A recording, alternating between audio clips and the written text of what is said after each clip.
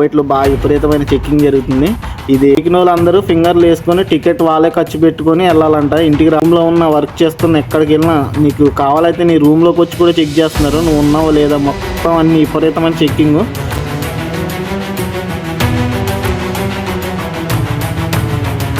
Hi మామ, welcome back to my channel. I hope అందరూ బాగున్నారు అనుకున్నా, నేను బాగానే ఉన్నాను. మ్యాటర్ ఏంటంటే మామ, ఇక్కడ కోవిడ్లో బాగా విపరీతమైన చెక్కింగ్ జరుగుతుంది. ఇది కానూన్ పెట్టిన కానివ్వండి చాలా చెక్కింగ్లు జరిగినాయి.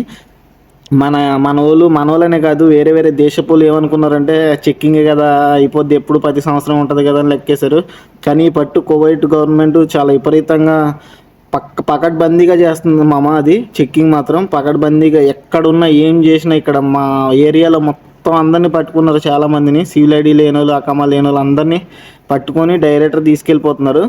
ఎందుకంటే వాళ్ళు ఒక రూల్ పెట్టినప్పుడు మనోళ్ళే క్యాజువల్గా తీసుకున్నారు మామ. మనోళ్ళది తప్పు. ఎందుకంటే మనోళ్ళది తప్పు అని ఎందుకంటున్నానంటే, మనోళ్ళు ఏం లెక్కేశారంటే చెక్కింగ్ ఉంటుంది కదా, ఇంకో 5 సంవత్సరాలు చేసుకుందాం, మళ్ళీ మనం ఇక్కడ రాము కదా, అయిపోద్ది, ఫింగర్ వేసి వెళ్ళిపోదాం అన్న ధీమాలో ఉన్నారు. కానీ కోవిడ్ గవర్నమెంట్ ఆ రూల్ పెట్టిన తర్వాత కానూన్ అయిపోయింది, జూన్ 30 తారీఖున అయిపోయింది కదా. 1 తారీఖు నుండి మొత్తం చెక్కింగ్ విపరీతంగా చేస్తున్నారు మామ.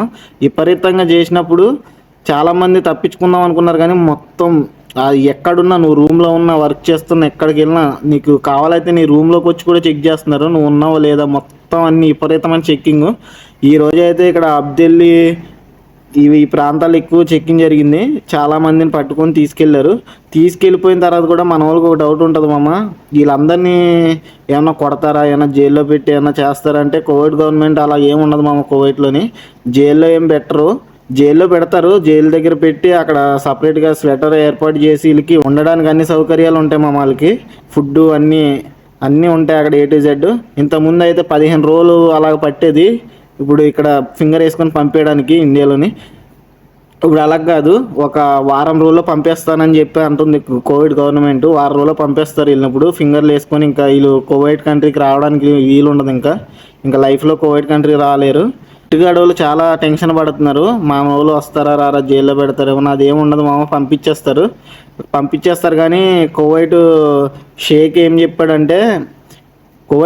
చెప్తున్నాడంటే, ఇప్పుడు దొరికిన వాళ్ళందరూ ఫింగర్లు వేసుకొని టికెట్ వాళ్ళే ఖర్చు పెట్టుకొని వెళ్ళాలంట, ఇంటికి రావాలంటారు. ఖర్చు ఎంత అవుతుంది అంతా వాళ్ళే. ఇప్పుడు వెళ్ళలేని వాళ్ళు ఇప్పుడు ఇక్కడ ఉండిపోతారు కదా దాక్కొని, వాళ్ళు దొరికిన వాళ్ళందరూ వాళ్ళు టికెట్ డబ్బులు వాళ్ళే పెట్టుకొని ఇంటికి వెళ్ళిపోమని చెప్పి ప్రకటించాడు. అది మా మ్యాటరు.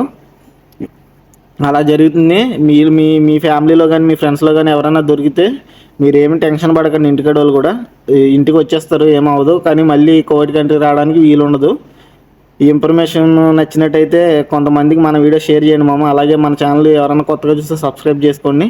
అలా మంచి వీడియోతో మీ ముందు ఉంటాను. అంతవరకు జై హింద్.